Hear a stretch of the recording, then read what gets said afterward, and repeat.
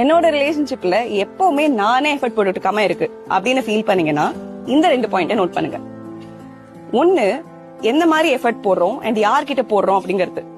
So நம்ம போடுற effort அவங்க ரெகக்னைஸ் பண்றாங்களா, அப்ரிஷியேட் பண்றாங்களா, அவங்களுக்கு தேவையானதா இருக்கா, அண்ட் யார்கிட்ட இந்த எஃபர்ட் போடுறோம் அவங்க நம்ம ரிலேஷன்ஷிப்பை வேல்யூ பண்றாங்களா இப்படிங்கிறது ஃபர்ஸ்ட் பார்ட்.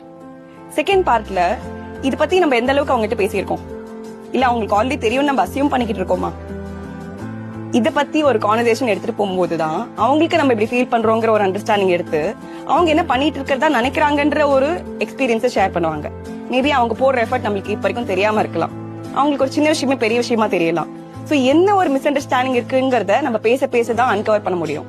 அண்ட் அதை பேசும்போதுதான் அவங்களுக்கும் இந்த அளவுக்கு நம்மளுக்கு அது இம்பாக்ட் பண்ணிருக்குங்கிறத புரிஞ்சு வேற எப்படி மாத்தி செய்யலாம் அப்படிங்கறத யோசிக்க ஆரம்பிப்பாங்க.